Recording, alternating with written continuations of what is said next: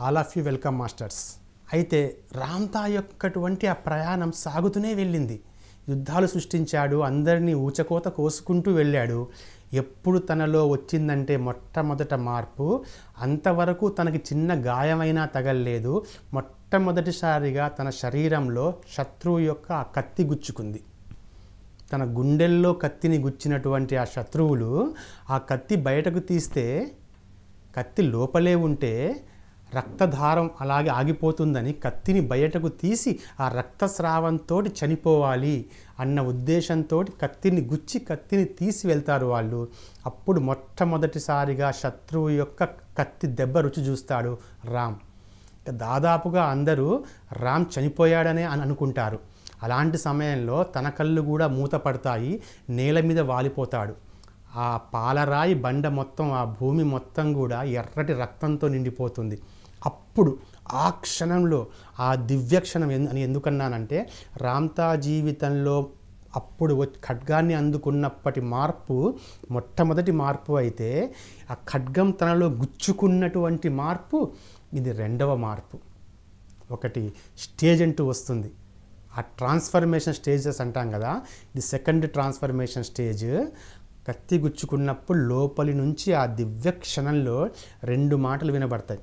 రామ్తా లేచి నిలబడు వినబడుతుంది ఆ గొంతు.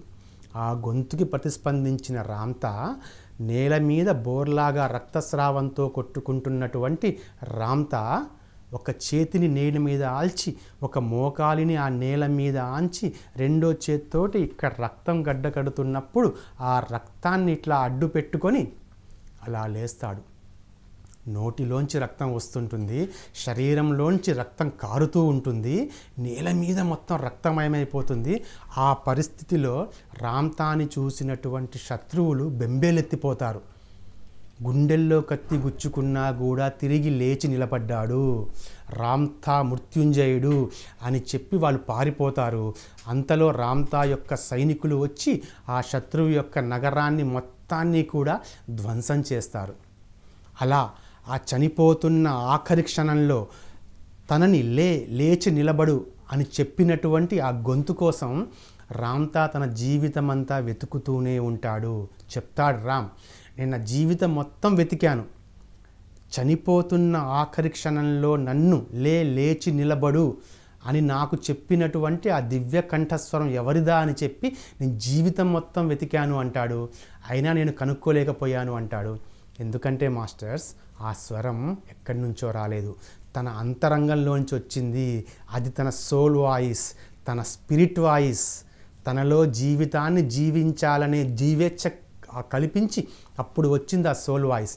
మాస్టర్స్, ప్రతి సోలు జన్మ తీసుకునేటప్పుడు ఒక లక్ష్యం కోసం జన్మ తీసుకుంటుంది. ఆ శరీరం కనుక ఆ లక్ష్యాన్ని ఇక నెరవేర్చే పరిస్థితి లేదు అన్నప్పుడు ఆ ఆత్మ నిర్దాక్షిణ్యంగా ఆ శరీరాన్ని మృత్యు వైపు తీసుకొని వెళ్తుంది. కానీ ఏదైనా ఒక చాయిస్ ఉంటుంది. ఆ చాయిస్ గనక ఉంది, ఈ శరీరం ఇంకా కొనసాగితే ఈ శరీరం ద్వారా నేను అనుకున్న లక్ష్యం నెరవేరుతుంది అనుకున్నప్పుడు ఆ ఆత్మ ఆ శరీరాన్ని మృత్యువు వైపు నడిపించదు. మీరు సీక్రెట్ డాక్టర్ బుక్ రాసింది ఎస్పి బ్లావెట్స్కీ అంటాం. ఆ బ్లావెట్స్కీ యొక్క జీవితంలో ఎన్నోసార్లు మృత్యువుకి దగ్గరగా వస్తుంది, కానీ మృత్యు చెందదు. డాక్టర్స్ మరణించింది అంటారు, కానీ తను మళ్ళీ మేల్కొంటుంది. ఎందుకు అంటే ఆత్మకి తన లక్ష్యం ఈ శరీరం ఇంకా నిర్వర్తిస్తుంది అన్న నమ్మకం ఉన్నప్పుడు ఆ శరీరాన్ని ఎప్పటికీ చనిపోనివ్వదు. అలా రామ్తాని దాదాపుగా చనిపోయిన రామ్తాని ఇంకా తిరిగి ఫినిక్స్ పక్షిలాగా బూడిదలోంచి లేస్తుంది ఫినిక్స్ పక్షి. ఆ ఫినిక్స్ పక్షిలాగా ఇంకా తిరిగి రామ్తాకి జీవితాన్ని కల్పిస్తుంది రామ్తా యొక్క ఆత్మ. అలా తను మేల్కొని తను జీవించడం మొదలుపెట్టినప్పుడు అప్పుడు తన గుండెల్లో ఆ గాయమైందిగా మాస్టర్స్. ఆ తర్వాత తనకి యుద్ధాన్ని ఏమీ చేయడు. విశ్రాంతి కావాలి కదా, శరీరానికి విశ్రాంతి కావలసి వచ్చి ఒక ఎత్తైన కొండరాయి మీద కూర్చొని ఆ గాయం మానుతున్నటువంటి ఆ క్రమంలో ఇక్కడ రామ్తా యొక్క ఆలోచన సంవిధానంలో మార్పు రావడం మొదలవుతుంది. ఏమీ చేసేవాడు కాదు, ఎందుకంటే గాయం మానాలి కదా, తీవ్రమైన గాయం. ఆ గాయం మానిపోతున్నటువంటి ఆ రోజుల్లో ఎత్తైన కొండరాయి మీద కూర్చొని అలా అన్నిటినీ గమనిస్తూ ఉండేవాడు. కేవలం గమనిస్తూ ఉండేవాడు. సూర్యుణ్ణి, చంద్రుణ్ణి, తారల్ని, నక్షత్రాల్ని, మొక్కల్ని, చిన్న చిన్న కీటక అన్నింటినీ, పువ్వుల్ని, పక్షుల్ని, ప్లస్ ఆ కవాతు చేస్తున్నటువంటి తన సైనికులని కూడా అందరినీ అలా గమనిస్తూ ఉండేవాడు. అంతే, వేరే పని ఏమీ ఉండకపోయేది. అలా అందరినీ అబ్జర్వ్ చేస్తూ ఉండేవాడు. వాళ్ళ గురించిన ఆలోచనలు చేస్తూ ఉండేవాడు. అలా చేస్తున్న క్షణంలో ఇది రామ్తా జీవితంలో 3వ ట్రాన్స్ఫర్మేషన్ వస్తుంది మాస్టర్స్. ఒక వృద్ధిరాలు ఎప్పుడో చనిపోయిన తన కుమారుడి యొక్క చొక్కాని తీసుకొని, ఆ వస్త్రాన్ని తీసుకొని గుండెలకి హత్తుకొని ఏడుస్తూ ఉంటుంది. ఏడుస్తూ ఏడుస్తూ ఏడుస్తూ రామ్తా అలాగే చూస్తూ ఉంటాడు ఆ వృద్ధురాల్ని. తన ఎత్తైన కొండ మీద కూర్చొని చూస్తూ ఉంటాడు. ఆ వృద్ధురాలు తన కొడుకు యొక్క ఆ మరణాన్ని జీర్ణించుకోలేక రోదిస్తూ శోకిస్తూ తను కూడా ప్రాణాన్ని వదిలేస్తుంది. ఒక్కసారి ఆ వృద్ధురాలి శ్వాస ఆగిపోతుంది. రామ్తా చూస్తూ ఉంటాడు. మాస్టర్స్, ఇక్కడ ట్రాన్స్ఫర్మేషన్ అన్న పదం ఎందుకు వాడబడిందంటే, రామ్ తన జీవితంలో ఎంతో లక్షల మంది నిర్దాక్షిణ్యంగా వధిస్తూ వెళ్ళాడు. కానీ కళ్ళ ముందు ఒక వృద్ధురాలు అలా ప్రాణం వదిలివేయంగానే స్పందిస్తాడు. తన కళ్ళల్లో నీళ్ళు వస్తాయి. అలా చూస్తూ ఉండిపోతాడు. అలా ఎప్పటిదాకా చూస్తూ ఉండిపోతాడు. ఆ వృద్ధురాలి యొక్క శవాన్ని అక్కడే కాలువ గట్టు మీద అంతిమ సంస్కారాలు చేస్తున్నప్పుడు కూడా అలా చూస్తూనే ఉంటాడు. వెంటనే సూర్యుడి వైపు చూస్తాడు. అకస్మాత్తుగా సూర్యుడు అలాగే ఉంటాడు. ఒక్క క్షణం రామ్తా మనసులో ఒక ఆలోచన వస్తుంది. మనిషి, మానవుడు అందరికంటే అత్యున్నతమైన వాడు అంటాం కదా, అన్ని జీవుల కంటే ఉత్తమమైన వాడు, మేధస్సు ఉన్నవాడు అని అంటాం కదా. ఆ అజ్ఞాత దైవం కూడా మనిషి రూపంలోనే ఉంటుంది అంటాం కదా. అలాంటి మనిషి మృత్యువు చెందితే సూర్యుడు ఎందుకు ఆగిపోవట్లేదు? ఎందుకు భూమిగా తిరగడం ఎందుకు ఆగిపోవట్లేదు? అంటే ఇంత అద్భుతమైన మనిషి చనిపోతున్నా కూడా సూర్యుడికి ఏ పట్టింపు లేదా అని ఆ ఆలోచన తన మనసులో వస్తుంది. అలా చూస్తూ ఉండిపోతాడు ఆ సూర్యుడి వైపు. సూర్యుడు ఎప్పట్లాగానే అస్తమిస్తాడు. చంద్రుడు వస్తాడు. అప్పుడు మొదలవుతుంది ఆలోచన. ఏంటి, మనిషికి శాశ్వతత్వం లేదా? ఎందుకు మనిషి ఈ భూతల మొత్తం మీద ఉన్న సమస్త జీవరాశుల్లో మానవుడే అత్యుత్తమం కదా. అలాంటి అత్యుత్తమమైన మానవుడు ఇంత తేలికగా, ఇంత సులువుగా మృత్యువు వైపు ఎందుకు లొంగిపోతున్నాడు? మృత్యువుకి ఎందుకు తను అలా అందే ఒక దానిలాగా మారిపోతున్నాడు అని అప్పుడు మొదలవుతుంది తనలో ఆలోచన. అమరత్వానికి సంబంధించిన ఆలోచన బీజం రామ్తా మనస్సులో పడ్డ క్షణం అది. అందుకే that is the thought transformation. అప్పుడు 3వ ట్రాన్స్ఫర్మేషన్ వస్తుంది. ఆ అమరత్వ బీజం పడుతుంది. ఎందుకు మనిషి అని ఆలోచించినప్పుడు, ఇంకా ఆలోచిస్తున్నప్పుడు అనుకుంటాడు, ఎస్, మనిషి ఎప్పుడు కూడా మృత్యువు గురించి ఆలోచిస్తుంటాడు కాబట్టి మృత్యు బారిన పడతాడు. సూర్యుడు ఎప్పుడూ మృత్యువు గురించి ఆలోచించడు. సూర్యుడు అలా కంటిన్యూయస్గా తన జీవిత కర్తవ్యాన్ని తను నిర్వహిస్తూ ఉంటాడు. అస్తమిస్తాడు, మళ్ళీ వస్తాడు. కాబట్టి సూర్యుడికి ఎప్పుడూ మృత్యువు ఉండదు.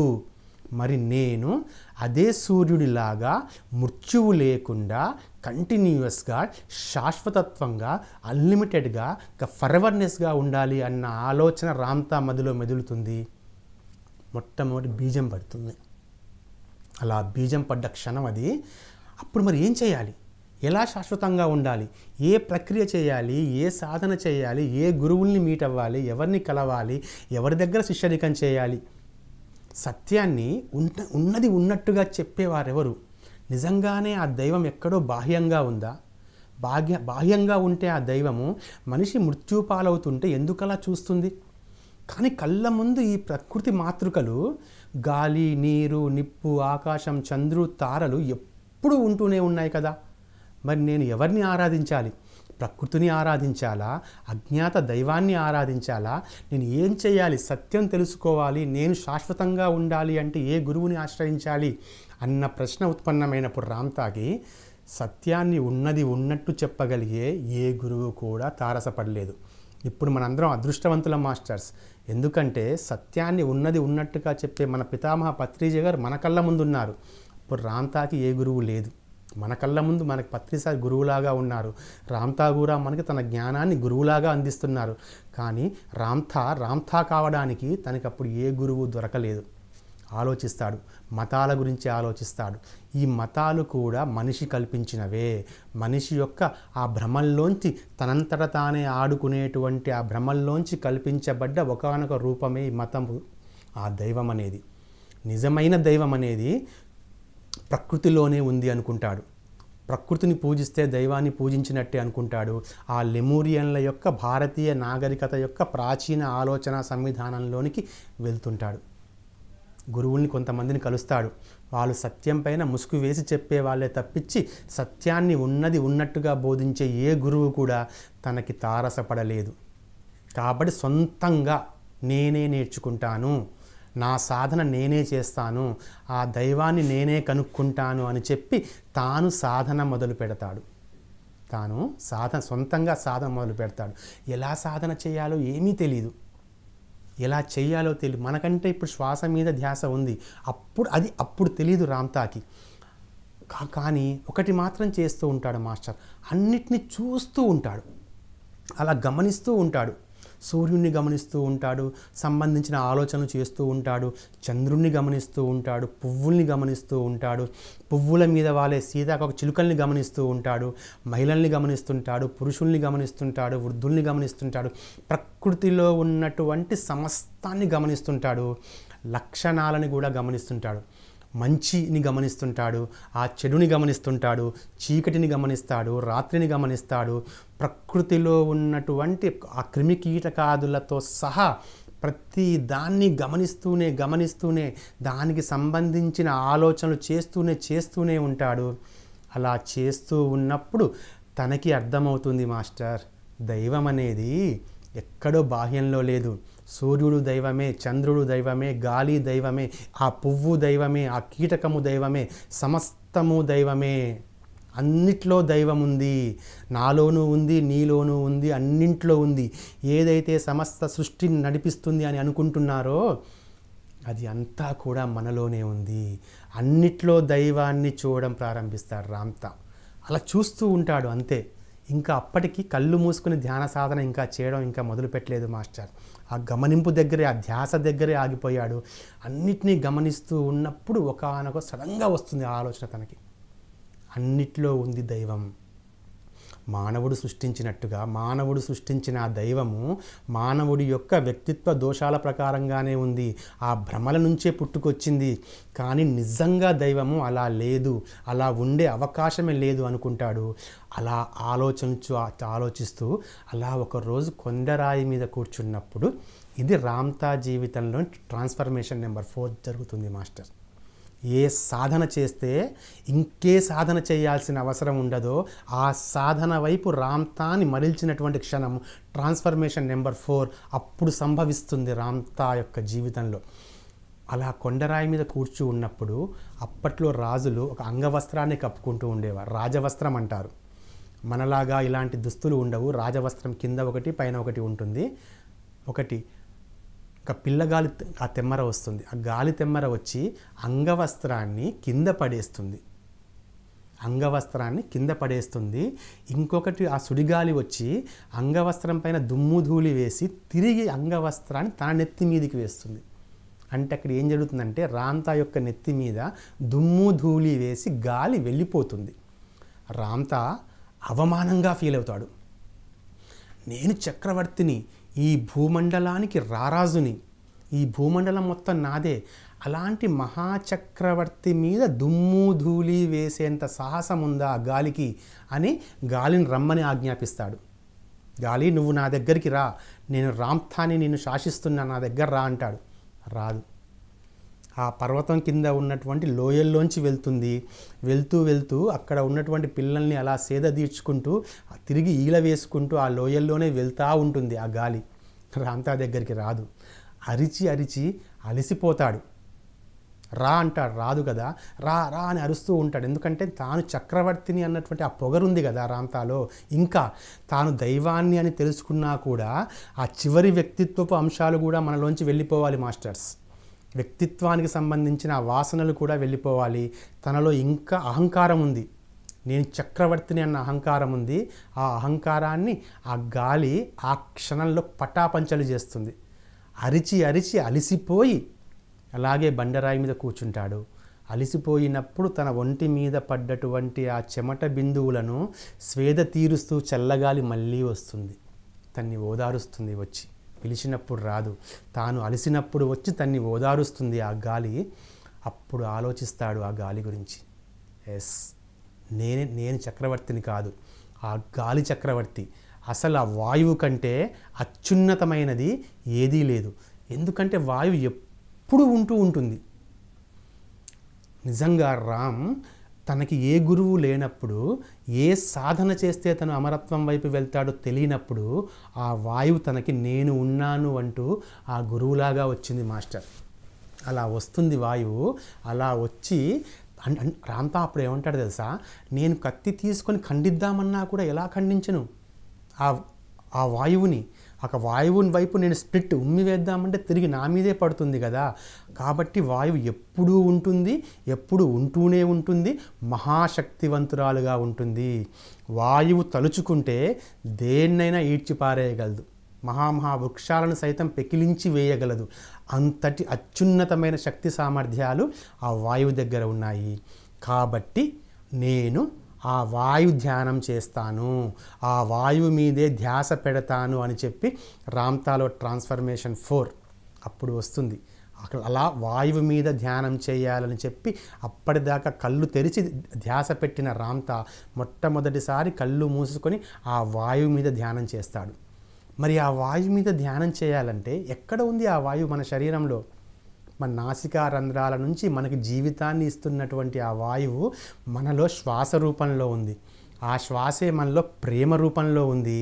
కాబట్టి ఆ శ్వాసని గమనించడం మొదలు పెడతాడు, ఫోకస్ చేయడం మొదలు పెడతాడు, వాయువు గురించే ధ్యానిస్తాడు మాస్టర్స్. 7 సంవత్సరాలు ఆ కొండరాయి మీద కూర్చొని, ఇక్కడ ఇంకో విషయం మాస్టర్స్, తను చేసిన సాధన కూడా చెప్తాడు. నేనుగా చంద్రుణ్ణి వీక్షిస్తూ సాధన చేశాను అంటాడు. అంటే మనం అర్థం చేసుకోవాల్సిన విషయం ఏంటంటే, భౌతిక ప్రపంచం నిద్రపోయినప్పుడు రామ్తా నిద్రలేస్తాడు. రాత్రి మొత్తం ధ్యానం చేస్తూనే ఉండేవాడు. ఆ చీకటిలో ఆ చంద్రుడు కనబడుతుంటాడు. ఆ వెలుగులో హ్యూమన్ ఫిజికల్ కాన్షియస్నెస్ ఏదీ లేనటువంటి ఆ క్షణంలో, ఆ నిర్జనమైనటువంటి ఆ అరణ్యంలో ఆ కొండరాయి మీద కూర్చొని 7 సంవత్సరాలు వాయుధ్యానం చేస్తాడు రామ్తా. వాయుధ్యానం చేసిన రామ్తా వాయువుని అధిగమిస్తాడు. ఏదైతే వాయువు కూడా ఉండడానికి ఏదైతే అర్హంగా ఉందో, తనలో ఉన్నటువంటి తానే అయినటువంటి ఆ దైవాన్ని తెలుసుకుంటాడు. వాయుధ్యానంతో మొదలు పెడతాడు. మొదలుపెట్టి తన లోపల ఉన్నటువంటి తన ఆత్మతోటి తన లింకప్ ఏర్పాటు చేసుకుంటాడు. తాను అనుసంధానమవుతాడు. తన అనుసంధానంతో ఏమవుతాడు, తాను దైవాన్ని అని గుర్తిస్తాడు. తనకి ఇదే వేరే పని ఏమి పెట్టుకోడు, వస్తుంటాడు, కూర్చుంటాడు, రాత్రి మొత్తం వాయుధ్యానం. అట్లా 7 సంవత్సరాల పాటు వాయువునే ధ్యానించిన రామ్తా వాయువు లాంటి స్వేచ్ఛ పొందుతాడు. తాను అపరిమితమైన వాడిని అని గుర్తిస్తాడు. ఇలా చేస్తున్న క్రమంలో, అలా చేస్తూ ఉన్నప్పుడు ఒక్కరోజు ఒక సంఘటన జరుగుతుంది మాస్టర్. అది రామ్తా ధ్యానం మొదలుపెట్టిన 7 సంవత్సరాల ధ్యానం అని చెప్పుకున్నాంగా మాస్టర్స్. రామ్తా ధ్యానం మొదలుపెట్టిన 6వ సంవత్సరంలో జరుగుతుంది ఆ సంఘటన. అది ట్రాన్స్ఫర్మేషన్ నెంబర్ 5. ఒకరోజు అలా హాయిగా అలా చంద్రుని చూసుకుంటూ, చంద్రుని గురించిన ఆలోచనగా చేసుకుంటూ హాయిగా కళ్ళు మూసుకొని వాయువు గురించే ధ్యానిస్తుంటాడు. వాయువు యొక్క లక్షణాల గురించే ధ్యానిస్తున్నప్పుడు ఒక్క క్షణంలో తను ఆకాశంలో ఉంటాడు. ఒక్క క్షణం తను ఆకాశంలో ఉంటాడు. వెంటనే కిందికి చూస్తాడు. బండరాయి మీద తన యొక్క స్థూల శరీరము, తన భౌతిక శరీరము అచేతనంగా ఉంటుంది. ఒక్క సెకండ్లో ఆ ఫియర్ అనేది వస్తుంది, ఏం జరిగిందో అని. మళ్ళీ అనుకునే లోపు తను మళ్ళీ ఆ స్థూల దేహంలో ఉంటాడు. తనకి మొదట అర్థం కాదు ఏం జరిగిందనేది. కానీ తాను మాత్రం ఒక్క క్షణం పాటు స్వేచ్ఛగా శరీరం యొక్క ఆ బంధనాల నుంచి, ఆ పరిమితాల నుంచి విడివడి ఆకాశంలో ఉన్నాను అన్నది మాత్రం తనకి జ్ఞాపకం ఉంటుంది.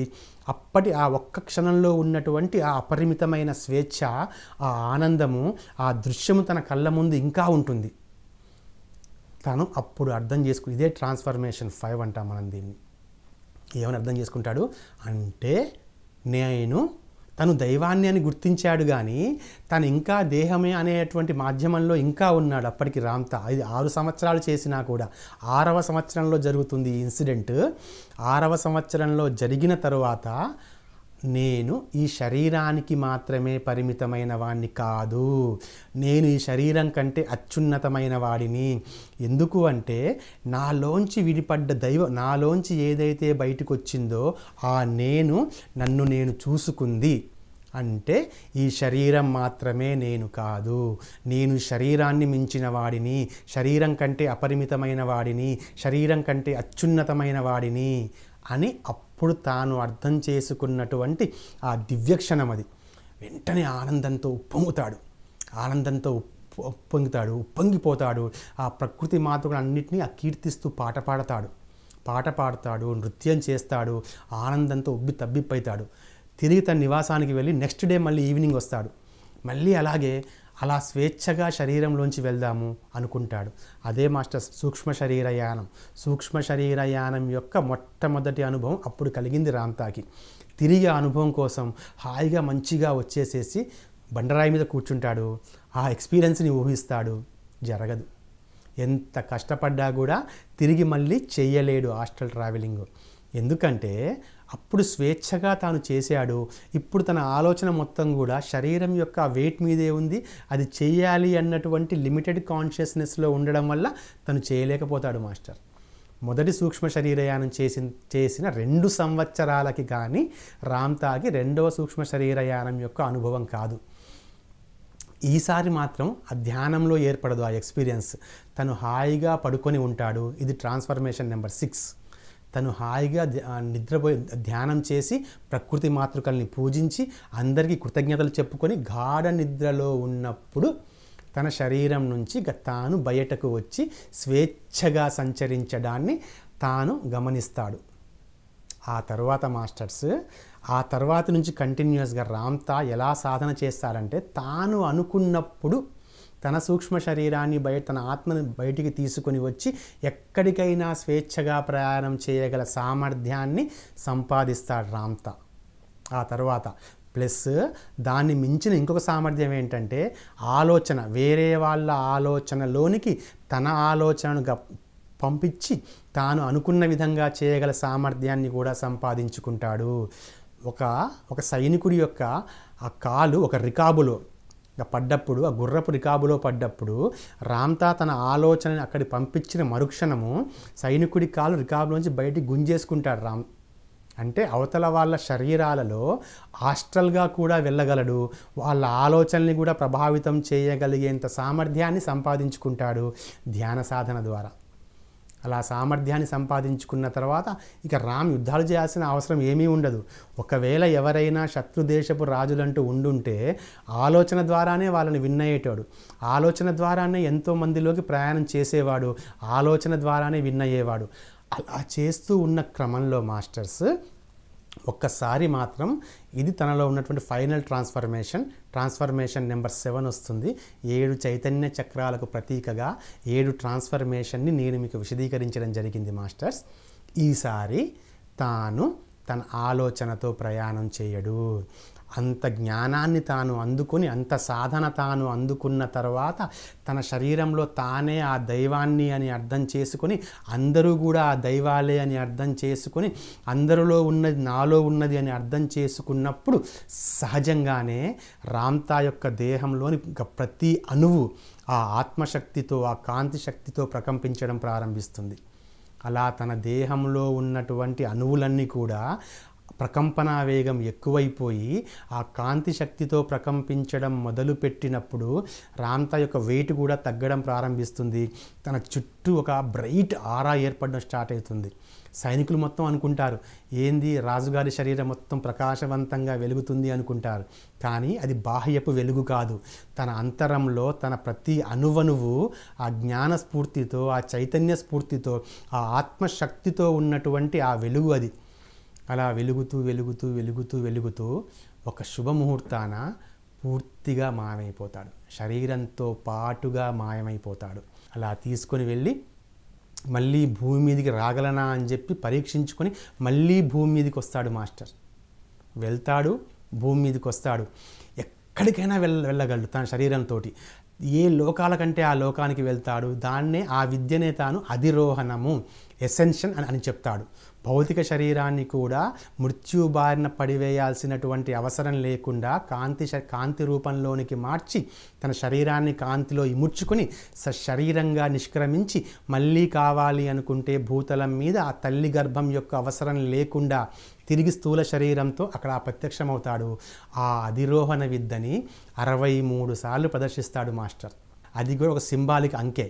రామ్తా 63 సంవత్సరాల వయసులో శాశ్వతంగా అని కాదు, తన 64వసారి నిష్క్రమిస్తాడు. అయితే తను నేర్చుకున్న జ్ఞానాన్ని మొత్తాన్ని తన సైనికులకి మొత్తం 20 లక్షల మంది సైనికులు బోధిస్తూ ఉంటాడు. నేను సాధన చేశాను, నేను నేర్చుకున్నాను ఈ జ్ఞానాన్ని, మీరు కూడా నేర్చుకోవచ్చు ఈ జ్ఞానాన్ని. నేను ఎలా అయితే ఈ అర్హత పొందానో అలాంటి అర్హత మీరు కూడా పొందొచ్చు. మీలో కూడా సహజంగానే ఉంది ఈ జ్ఞానం. ఈ జ్ఞానాన్ని నేర్చుకోండి, అమరత్వాన్ని సిద్ధించుకోండి అని తన సైనికులకు చెప్తూ ఉంటాడు. తన చివరి ఆ సెషన్ అనేది సింధు నది లోయని ఆయన క్రాస్ చేసి ఇండస్ పర్వతాలకు, మన భారతదేశానికి వచ్చి ఇండస్ పర్వత శ్రేణుల్లో 120 రోజుల ఆత్మజ్ఞాన శిబిరం ఏర్పాటు చేసి రామ్ ఏమంటారంటే తెలుసా మాస్టర్స్, నేను ఎసెన్షన్ చేయకముందు ఆత్మ గురించిన పూర్తి వివరాలు నాకు తెలీదు. నేను ఎప్పుడైతే అధిరోహణం చేసి అత్యున్నతమైన తలాలకు వెళ్ళానో నేను అప్పుడు పూర్తి స్థాయి ఆత్మజ్ఞానం నేర్చుకున్నాను అంటాడు. ఆత్మ గురించి, శూన్యం గురించి, సృష్టించడం గురించి, అవ్యక్తత గురించి, దాన్ని ఎట్లా వ్యక్తపరచాలి, తాను నేర్చుకున్నటువంటి సమస్త విషయాలు తాను సొంతంగా ఏదైతే సాధన చేసి నేర్చుకున్నాడో ఆ విషయాలు మొత్తం 120 రోజులు తన సైనికులకి బోధిస్తాడు.